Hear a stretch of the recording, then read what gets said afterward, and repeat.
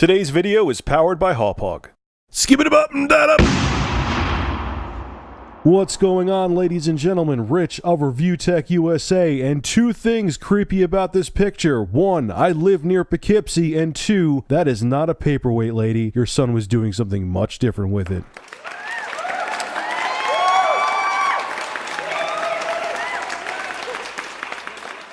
Now, this is an interesting little article. Shout out goes to YouTube user Kilkenny for sending me this article. Thanks a lot. This is actually some cool stuff over here. According to NeoGAF, the PS4 has 50% more raw power in graphics than the Xbox One. Now, more than likely, I'm going to do a very detailed video this weekend comparing the PS4 and Xbox 720 on the current rumored, or not rumored, a lot of the specs now are factual, on the specs that we have been given, and we'll see.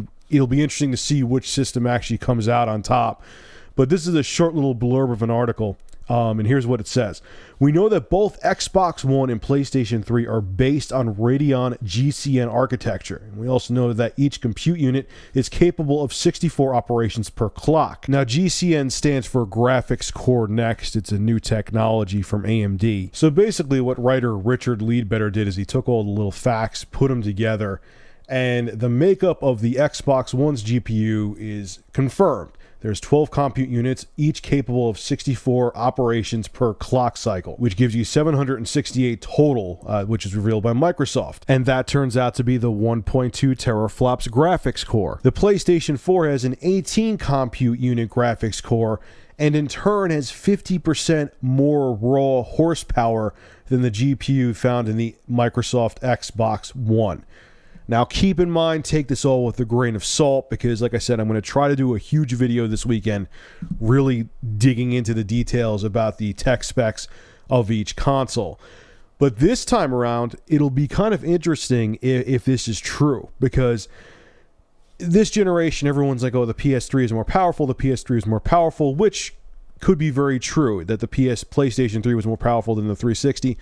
But due to the very foreign architecture of the cell, and all the work that would have to be done, and all the trickery that would have to be done to utilize the PlayStation 3, we really didn't see the benefits of the PlayStation 3's hardware except from first-party developers. So this time around, though, if it's true, okay, I'm taking this article with a grain of salt. If it's true that the graphics processor in the PlayStation 4 is 50% more raw horsepower, and on top of it, the PlayStation 4 is going to be much easier to program for than the PlayStation 3, that could do a hell of a lot of damage to the Xbox One. That 50% more raw horsepower, especially with a console that's easy to program for, is a big deal, especially later in the life of both the PlayStation 4 and Xbox One, when they really need to squeeze every ounce of power out of the console. We could see games be exclusive to the PS4 simply due to the fact that they can't run on the Xbox One. That's if this article holds true. Now, keep in mind, too, that the graphics processor, I believe, on the Xbox One has some super fast RAM on it to make up for the slower speed of the DDR3 memory that's being used in the Xbox 360, or Xbox One, excuse me. But, you know, like I said, what real-world performance will be of both these consoles is yet to be seen.